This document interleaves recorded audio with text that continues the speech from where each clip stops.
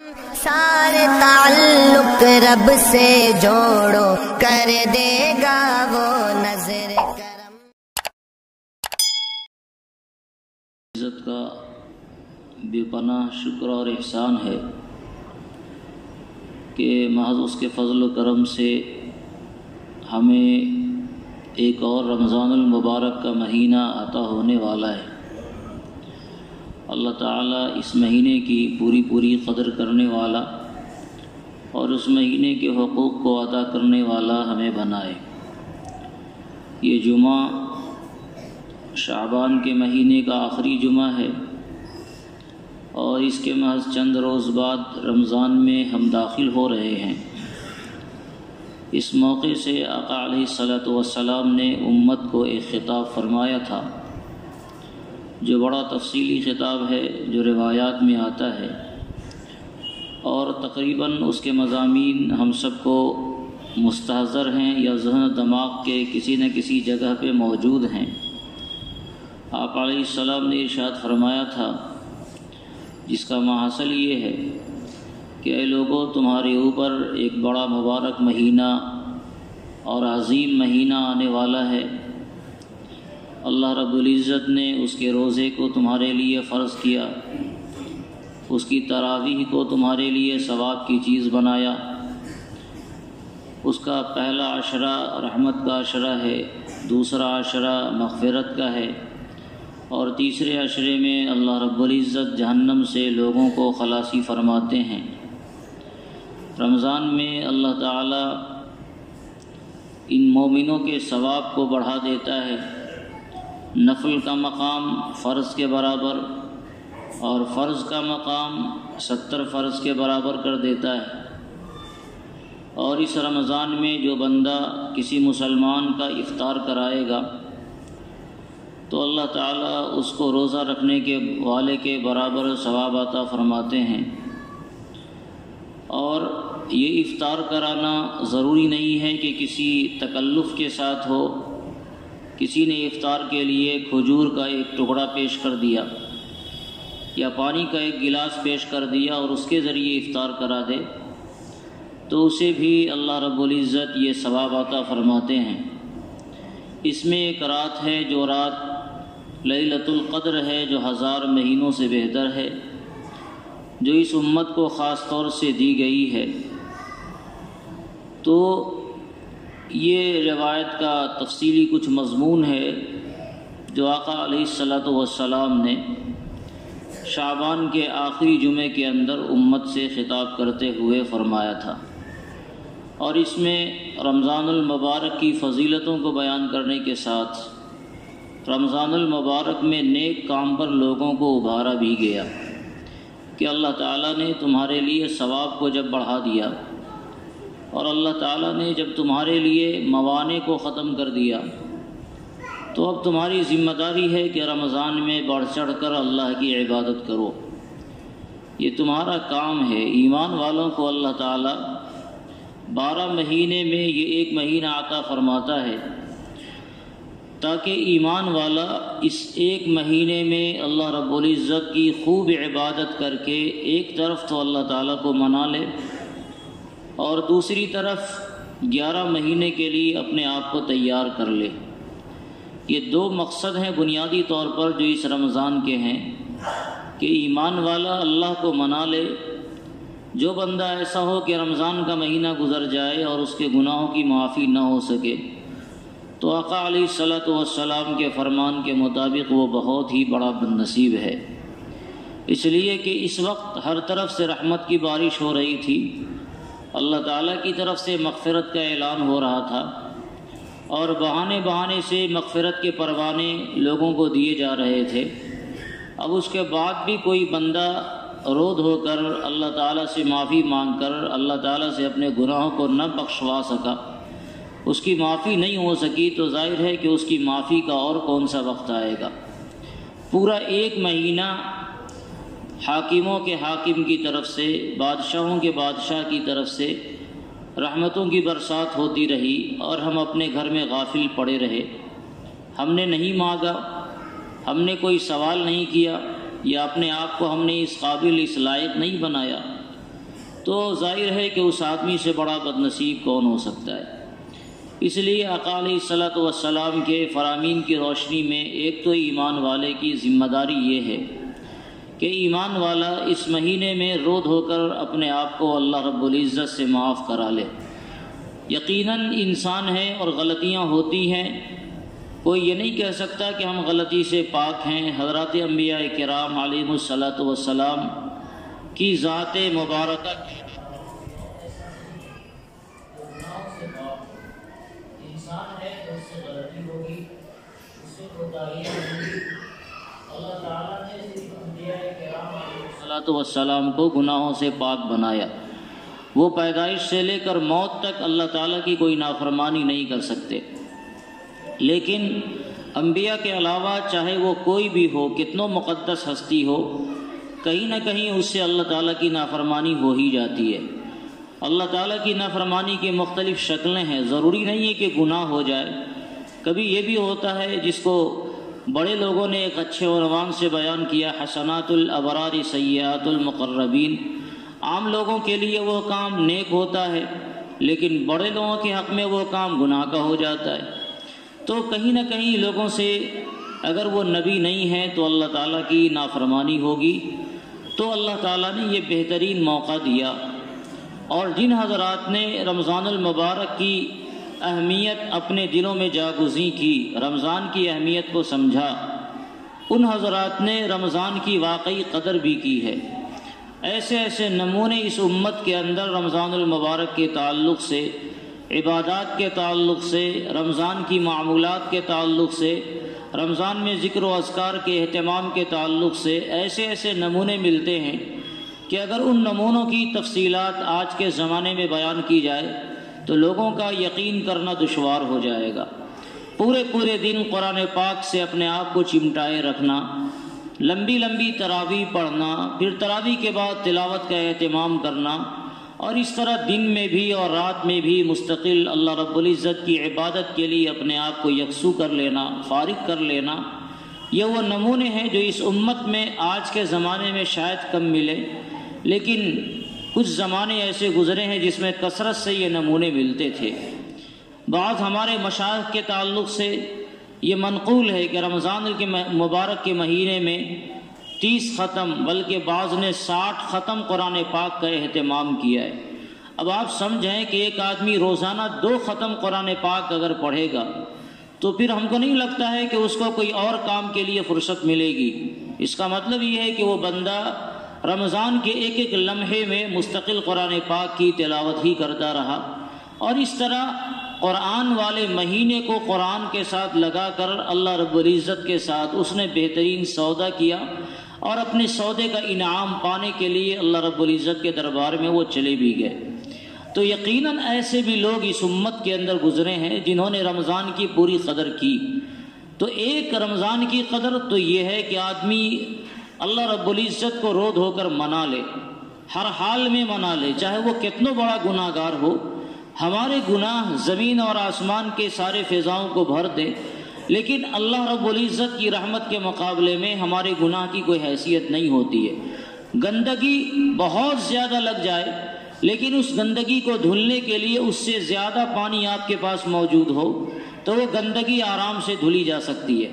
پورا گھر آپ کا گندگیوں سے ناپاک ہو گیا، لیکن آپ کے گھر میں ٹیوب ویل ہے، آپ نے موٹر لگا رکھا ہے جس میں فراوانی کے ساتھ پانی آتا ہے، پانی کی کوئی کمی نہیں ہوتی ہے، تو گندگی چاہے کتنا زیادہ لگ جائے، اگر پانی کی مقدار آپ کے پاس کافی ہے تو بڑی سے بڑی گندگی دھونے کے لیے بھی وہ کافی ہوتا ہے، اور بڑی بڑی گندگی بھی اس کے مقابلے میں کوئی حیثیت نہیں رکھتی ہے۔ اور اگر گندگی زیادہ ہو اور دھونے کے لیے پانی نہ ہو تو اس وقت یقیناً دشواری ہوتی ہے، اور آدمی کس طرح دھلے گا تو آدھی صفائی ہوگی، آدھی صفائی نہیں ہوگی۔ یہ بات یقینی طور سے نہیں کہی جا سکتی کہ مکمل طور سے گندگیاں دھل جائیں گی۔ یہاں بھی صورتحال ایسے ہی ہے، ہمارے گناہ کی گندگیاں چاہیں اپنی جگہ جتنا ہو، ہم نے زندگی بھر اللہ کی نافرمانی میں اپنے آپ کو گزارا ہو، لیکن اللہ کی رحمت کا جو پانی ہے وہ عطا سمندر سے بھی زیادہ عطا ہے، بے کنارہ ہے، لا متناہی ہے۔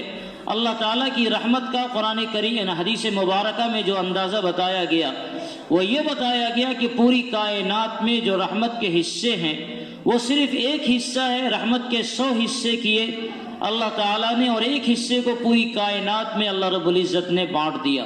اور اسی رحمت کا اثر ہے کہ ماں اپنے بچوں پر مہربان ہوتی ہے، جانور اپنے بچوں کو دودھ پلانے کے لیے اپنے پاؤں کو جھکا دیتا ہے اور ایک دوسرے پر رحم کرتا ہے، انبیاء امت کے لیے شفیق ہوتے ہیں۔ انسانیت میں رحمت کے جو بھی نمونے آپ کو نظر آتے ہیں، شروع زمانے سے لے کر اور آخر زمانے تک، کوئی ایک زمانے کی بات نہیں ہے، شروع زمانے سے آخر زمانے تک رحمت کے جتنے نمونے نظر آ رہے ہیں یہ سب رحمت کے نمونے اللہ رب العزت کی رحمت کے 100 حصوں میں ایک حصہ ہے، اور یہ بھی ایک مثال کے طور پر بیان کیا گیا۔ ورنہ روایت میں آتا ہے، آپ علیہ السلام نے ارشاد فرمایا، اللہ رب العزت کے تعلق سے اللہ تعالیٰ فرماتے ہیں سبقت رحمتی غضبی، میری رحمت آگے چلتی ہے اور میرا غصہ پیچھے چلتا ہے۔ تو جس ذات کی رحمت سابق ہو جائے، سبقت کر جائے، جو ذات ہر وقت معاف کرنے کو تیار ہو، جو ذات ہر وقت بندوں کے گناہوں کو ختم کرنے کے لیے، مٹانے کے لیے تیار بیٹھا ہو، بلکہ جس ذات نے باضابطہ بندوں کو گناہوں سے معافی کے لیے اپنی طرف بلایا ہو، جس ذات کو بندوں کے گناہوں کے معاف کرنے پر خوشی ہوتی ہو، کیا آپ سمجھتے ہیں کہ وہ ذات ہماری مغفرت نہیں کرے گا، ہمارے گناہوں کو معاف نہیں کرے گا؟ بہت سے لوگ اس کے لیے نا امید ہوتے ہیں کہ ہم نے بہت گناہ کیا، ہماری معافی نہیں ہو سکتی ہے۔ آپ کتنوں زیادہ گناہ کر لیں لیکن قارون سے زیادہ آپ نافرمان نہیں ہو سکتے ہیں، نمرود سے زیادہ آپ نافرمان نہیں ہو سکتے ہیں، ابلیس سے زیادہ آپ نافرمان نہیں ہو سکتے ہیں۔ اللہ تعالیٰ نے جو مقدرات کیے وہ اپنی جگہ، ابلیس اگر آج بھی اللہ تعالیٰ کے دربار میں معافی مانگ لے تو اللہ تعالیٰ کی رحمت سے یہ امید ہے کہ اللہ تعالیٰ اسے بھی معاف کر دے گا۔ وہ ایک مقدر ہے کہ وہ نہیں مانگے گا، وہ ایک الگ سی بات ہے۔ جب فرعون ڈبویا جا رہا تھا، جب قارون دھنسایا جا رہا تھا، قارون جب زمین کے اندر دھنسایا گیا، قارون نے حضرت موسیٰ علیہ السلام پر نعوذ باللہ ایسا الزام لگایا، ایسی تہمت لگائی جس تہمت کا حضرات انبیاء کرام علیہ السلام کے بارے میں کیا، ایک عام نیک انسان کے بارے میں سوچا نہیں جا سکتا ہے۔ حضرت موسیٰ علیہ السلام کو ذلیل کرنے کے لیے قارون نے ایک خاتون کو تیار کیا جس نے زنا کا الزام لگا دیا، اور نبی کے لیے اس طرح کا الزام ظاہر ہے اس کے پورے وجود کو لرزا دے گا۔ جب حضرت موسیٰ علیہ السلام کو پتہ چلا تو جلال میں آ گئے اور اس خاتون سے پوچھا کہ تجھے اللہ کا واسطہ کیا واقعی یہ بات صحیح ہے؟ ظاہر ہے حضرت موسیٰ علیہ السلام کی جب ہیبت اس پر آئی تو اس خاتون نے سچائی کا اقرار کیا اور اس نے کہا ہاں یا رسول اللہ ایسی کوئی بات نہیں ہے، قارون نے مجھے اکسایا تھا کہ میں آپ پر کسی غلط الزام لگاؤں، اس لیے میں نے آپ کو یہ بات کہی۔ تو حضرت موسیٰ علیہ السلام جلال میں تھے، اللہ تعالیٰ کی طرف سے ارشاد ہوا زمین آپ کے حوالے ہیں، آپ جو چاہیں کر لیں۔ آپ نے زمین کو حکم دیا کہ زمین قارون کو اس کے خزانوں سمیت اندر کر لو۔ زمین نے جب اپنا سینہ چاک کیا ہے اور قارون اس میں دھنسنے لگا تب اس کو اپنی غلطی کا احساس ہوا اور وہ حضرت موسیٰ علیہ السلام سے فریاد کرتا رہا موسیٰ بچا لے، موسیٰ بچا لے، غلطی ہو گئی۔ لیکن حضرت موسیٰ علیہ السلام جلال میں تھے اور مستقل کہتے رہے زمین اسے اور دھسا لے، یہاں تک کہ وہ اپنے انجام کو پہنچا اور وہ دھنستا رہا، اب تک دھنستا رہا ہے، قیامت تک وہ دھنستا ہی رہے گا، وہ اسی عذاب میں مبتلا کیا گیا۔ اللہ رب العزت نے حضرت موسیٰ علیہ السلام کو وحی فرمائی، موسیٰ قارون تم سے کہہ رہا تھا بچا لے، اگر ایک بار بھی مجھ سے کہہ لیتا کہ میرے مولا بچا لے تو میں اسے بچا لیتا۔ یہ ہے اللہ رب العزت کی رحمت کہ آدمی عذاب میں گرفتار ہو گیا اور وہ زمین میں دھنسایا جا رہا ہے، حضرت موسیٰ علیہ السلام کے بجائے وہ اللہ تعالیٰ کی طرف وہ فریادی ہو جاتا اور یہ کہتا ہے موسیٰ کے پروردگار آپ ہمیں بچا لیں، تو اللہ تعالیٰ کی رحمت وہیں سے اسے بچا لیتی۔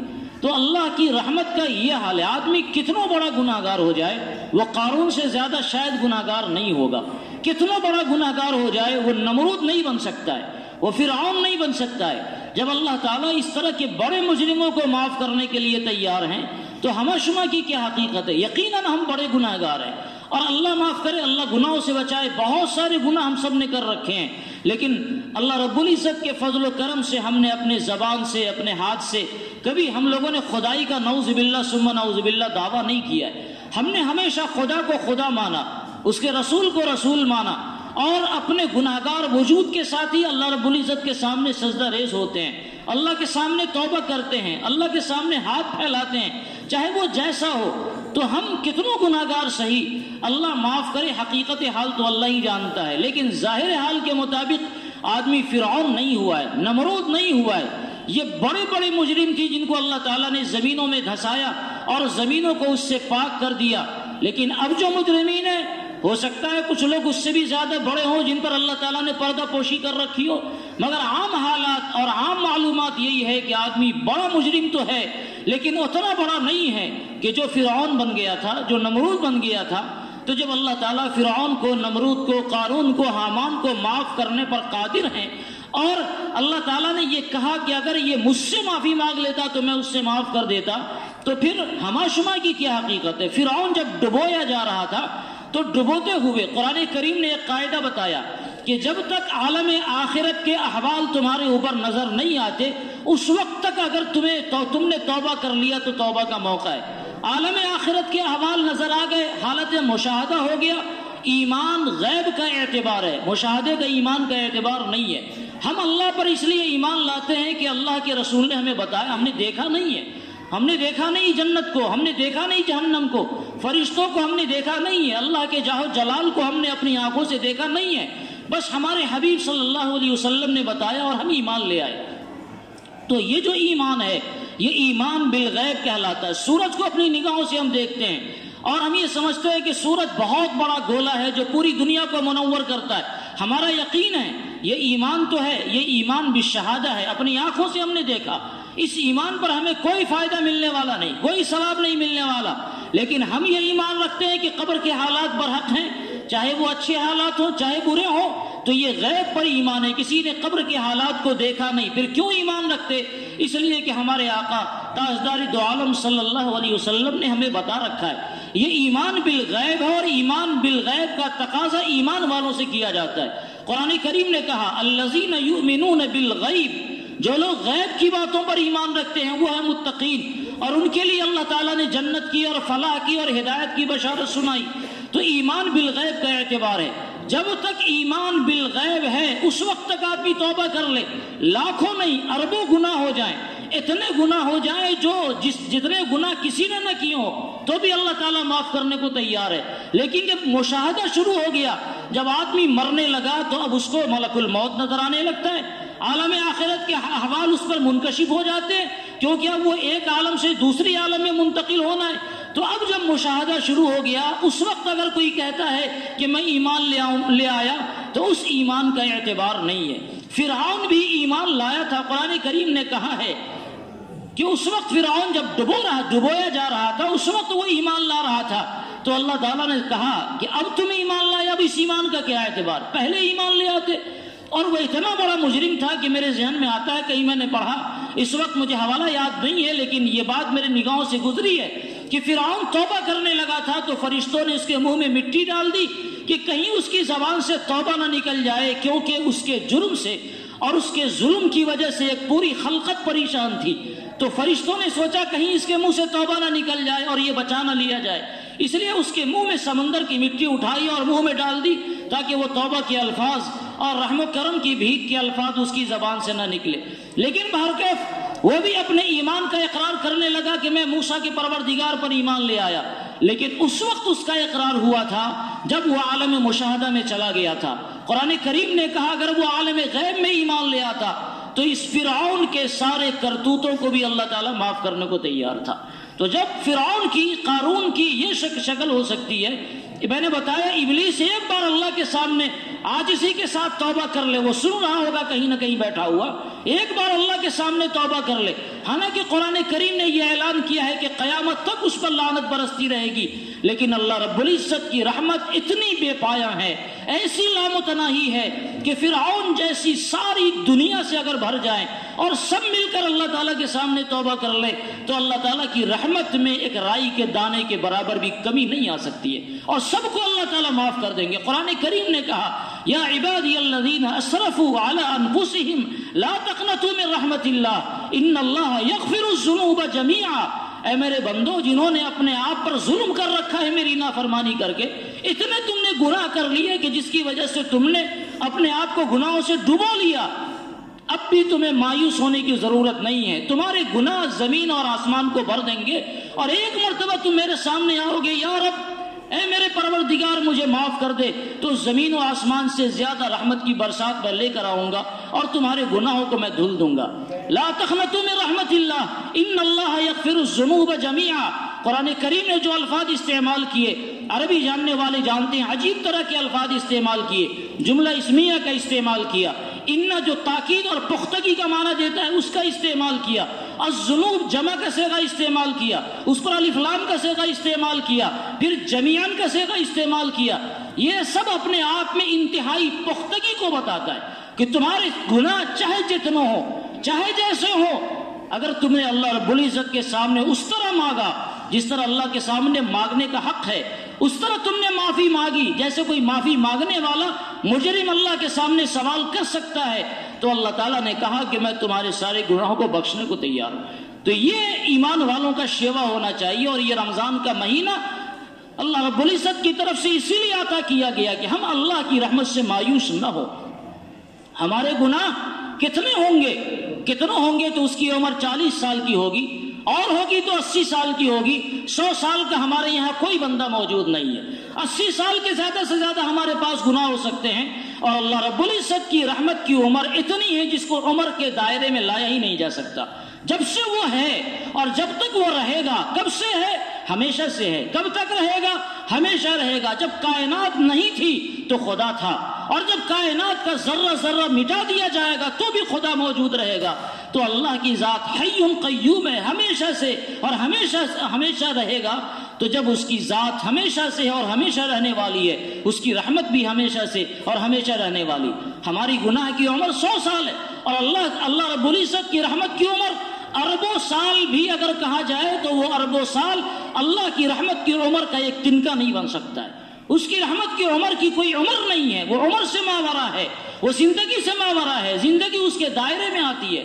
تو جب اللہ رب العزت کی رحمت بے پناہ بے پایا، اس کی کوئی انتہا نہیں، وہ ہر وقت معاف کرنے کو تیار، ہر وقت بخشنے کو تیار، ہر وقت آپ کو اپنی طرف بلا رہا ہے، تو اگر ہم اللہ رب العزت کے بلاوے پر آ جائیں اور اپنے گناہوں سے معافی کے لیے اللہ کے دربار میں کہیں خدایا ہمیں بخش دے، تو کیا آپ یہ سمجھتے ہیں اللہ تعالیٰ ہمیں مایوس کر دے گا؟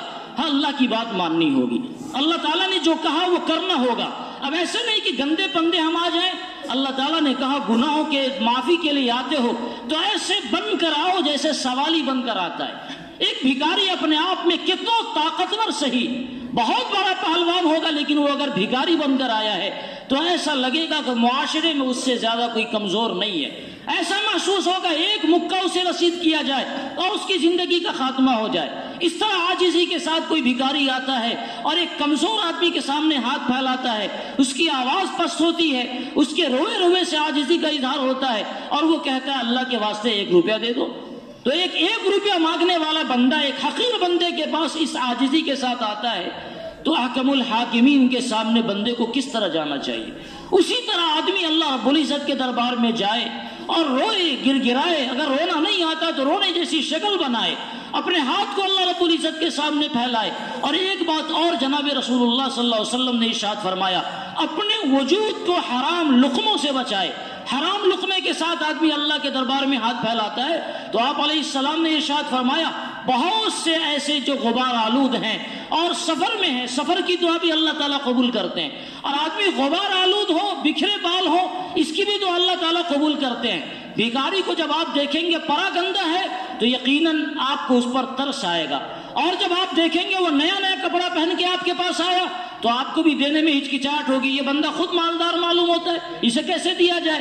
بھکاری نیا کپڑا پہن کر بن سور کر بن ٹھن کر آپ کے سامنے نہیں آئے گا، کیونکہ یہ بھکاریوں کا طریقہ نہیں ہے۔ تو اگر کوئی آدمی پراگندہ حال کے ساتھ اللہ کے دربار میں آ رہا ہے، حالانکہ سفر میں اللہ کے دربار میں آ رہا ہے، مگر آپ علیہ السلام نے ارشاد فرمایا اس کا کھانا حرام، اس کا پینا حرام، اس کا لباس حرام، فَأَنَّا يُسْتَجَابُ، ایسے آدمی کی دعا اللہ تعالیٰ کیسے قبول کریں گے؟ اللہ تعالیٰ کے قبول کرنے کے لیے ضروری ہے کہ آپ اپنے وجود کو پاک رکھیں، حرام چیزوں سے اپنے آپ کو بچائیں۔ تو حرام سے اپنے آپ کو بچا کر جب اللہ کے دربار میں آپ تشریف لائیں گے اور اللہ کے سامنے ایک بار یا رب کہیں گے، یہ آواز اگر آپ کی زبان سے نہیں دل سے نکلی ہو تو جس طرح آسمان سے زمین پر فرشتے کو آنے میں وقت لگتا ہے کہ پلک جھپکا سارے فرشتے زمین پر آ جاتے ہیں، آپ کے گناہوں کو ختم ہونے میں شاید اس سے کم وقت لگے۔ اللہ تعالیٰ کی رحمت متوجہ ہوتی ہے بندوں پر، اور اللہ تعالیٰ نے اپنے بندوں کو رحمتوں سے نہال کرنے کے لیے ہی رمضان کا یہ مہینہ عطا کیا۔ اگر اسے بخشنا نہ ہوتا، اگر اسے اپنے بندوں پر رحمت کرنا نہیں ہوتا، تو خدا کی قسم رمضان جیسے مہینے ہمیں عطا نہیں کیے جاتے، شب قدر جیسی راتیں ہمیں عطا نہیں کی جاتی، یہ جمعہ جیسے مبارک ایام عطا نہیں کیے جاتے۔ وہ تو بہانے ڈھونڈ رہا ہے اور مختلف بہانوں سے اپنے بندوں کو اپنی رحمتوں کے آغوش میں بلانا چاہ رہا ہے کہ میرے بندو، ہر آنچ ہستی بازا، تم جو بھی ہو آ جاؤ، جتنے بھی تم نے گناہ کیے ہیں آ جاؤ ہمارے پاس اور آ کر ہم سے اپنے گناہوں کا توبہ کر لو، مرنے سے پہلے توبہ کر لو، تمہاری مغفرت کو ہم تیار ہیں، تمہیں توبہ دینے کو تیار ہیں، اپنی رحمتوں سے نہال کرنے کو تیار ہیں۔ یہ اس لیے رمضان کا مہینہ آیا ہے ہمارے پاس، اس کی قدر کرنا ایمان والوں کی ذمہ داری ہے۔ بدقسمت ہے وہ آدمی کہ رمضان کا مہینہ گزر جائے اور اس کی مغفرت نہ ہو سکے، رمضان کا مہینہ گزر جائے وہ رمضان میں روزوں کا اہتمام نہ کرے، تراویح کا اہتمام نہ کرے، قرآن پاک کی تلاوت کا اہتمام نہ کرے، اپنے آپ کو گناہوں سے بچانے کا اہتمام نہ کرے۔ یاد رکھیے رمضان میں تو ان چیزوں سے اللہ تعالیٰ نے ہمیں رکنے کو کہا جو چیزیں حلال ہیں۔ کھانا پینا حلال تھا، پاک بیوی سے ملنا یہ حلال تھا۔ رمضان کی حالت میں، حالت صوم میں اللہ رب العزت نے منع فرمایا کہ ان چیزوں سے اپنے آپ کو روک کر رکھو۔ ایک روایت ہے جو میرے سامنے، اللہ کے رسول نے ارشاد فرمایا، رجعنا من الجہاد الاصغر الى الجہاد الاکبر۔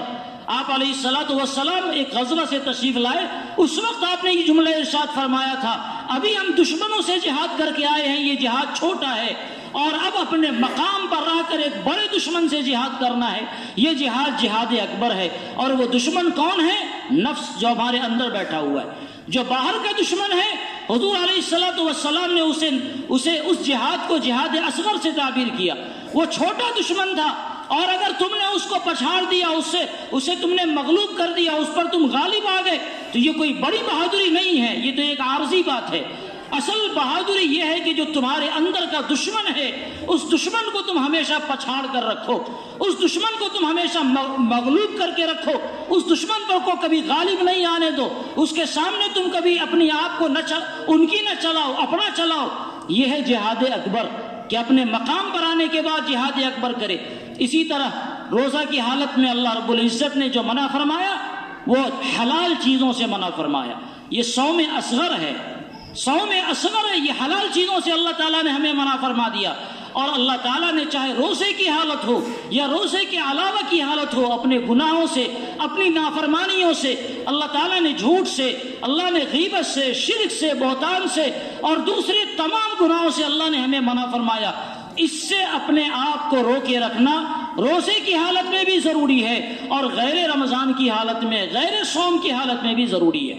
تو ایک تو وہ ہے جو روزہ ہم رکھتے ہیں، یہ صوم اصغر ہے، صوم اصغر آدمی نے رکھ لیا، اور صوم اکبر میں وہ مبتلا نہیں ہے۔ صوم اکبر کو وہ توڑے ہوا ہے، حلال چیزوں سے اپنے آپ کو اس نے باز رکھا، کھانا پینا حلال تھا لیکن ایک عارضی وقت کے لیے اللہ تعالیٰ نے منع کیا تھا، تو وہ حلال چیزوں سے اپنے آپ کو روک کر رکھا ہے۔ لیکن جس وقت وہ کھانے سے اپنے آپ کو روک رکھا ہے، اسی وقت وہ کسی مسلمان بھائی کا کچا گوشت کھا رہا ہے، اسی وقت کسی غریب آدمی کے مال کو چھین کر کھا رہا ہے، اسی وقت کسی پر ظلم اور ڈاکے کر کے اس کے پیسے کھا رہا ہے، اسی وقت کسی پر وہ ظلم کر رہا ہے، اسی وقت وہ جھوٹ بول رہا ہے، اسی وقت وہ نماز کو چھوڑ رہا ہے، اسی وقت اللہ کی نافرمانی کر رہا ہے۔ یہ کہاں سے جائز ہوگا؟ حالت صوم میں صوم اصغر ہم نے رکھا، اور صوم اکبر جس کے رکھنے کا اللہ رب العزت کی طرف سے ہمیں ہمیشہ سونے کی حالت میں بھی پابند بنایا گیا کہ روز نیند کی حالت میں بھی تمہاری زندگیوں سے کوئی گناہ نہیں ہو، اس صوم اکبر کو ہم توڑ رہے ہیں۔ تو صوم اکبر کو توڑتے ہوئے صوم اصغر اللہ کے یہاں قبول ہوگا؟ میں سمجھتا ہوں شاید یہ روزہ اللہ کے یہاں بیکار ہوگا، اس لیے کہ اللہ کے رسول علیہ السلام نے ارشاد فرمایا، بہت سے روزہ دار ایسے ہیں جو بھوکے رہتے ہیں اور بھوکا رہنے کے علاوہ انہیں اور کوئی فائدہ نہیں ملتا ہے۔ کیوں؟ بھوکا تو رہ گئے، صبح صادق کے وقت سے پہلے انہوں نے سحری کھائی اور پھر افطار کے وقت افطار کیا، بھوکے تو رہ گئے، صوم اصغر پورا ہو گیا، صوم اکبر انہوں نے نہیں رکھا۔ پورے روزے کی حالت میں نماز کا اہتمام نہیں رہا، روزے کی حالت میں اللہ کی نافرمانی کرتے رہے، روزے کی حالت میں اپنی نگاہوں کا، اپنے ہاتھوں کا اور اپنے اعضاء اور جوارح کا غلط استعمال ہوتا رہا تو یہ روزہ اللہ کے یہاں قبول نہیں ہو سکتا ہے۔ اس لیے میرے بزرگوں اور دوستوں، قرآن کریم نے جو ہمیں روزے کا مکلف بنایا اس میں یہ بھی کہا لعلکم تتقون، تمہاری زندگیوں میں تقوی آوے، پرہیزگاری آوے، اللہ کا خوف آوے، اللہ کے خوف سے گناہوں سے اپنے آپ کو بچانا آوے۔ ہم اس روزے کو رکھنے کی کوشش کریں تاکہ ہمارا یہ رمضان مکمل طریقے سے کامیاب ہو۔ روزے کے جو اعمال ہیں ان اعمال کو پورا کریں، روزے کے جو تقاضے ہیں ان تقاضے کو پورا کریں۔ دنیاوی ضروریات سے کوئی منع نہیں کرتا، دنیاوی ضروریات پوری ہوتی رہیں گی، مقصود یہ ہے کہ زیادہ سے زیادہ اپنے آپ کو اللہ کی عبادت میں لگایا جائے اور مکمل طور سے اپنے آپ کو اللہ کی نافرمانی سے بچایا جائے۔ جو بندہ ایسا کرے گا اس کا رمضان کامیاب ہوگا اور اللہ کے یہاں وہ روزہ داروں میں لکھا جائے گا اور کل قیامت کے دن اس کا خاص اکرام ہوگا۔ اللہ تعالی ہم سب کو رمضان المبارک کی مکمل قدر کرنے والا اور رمضان المبارک کی رحمت و برکت سے پورے طور پر نہال ہونے والا بنائے۔ آمین۔ وآخر دعوانا ان الحمدللہ۔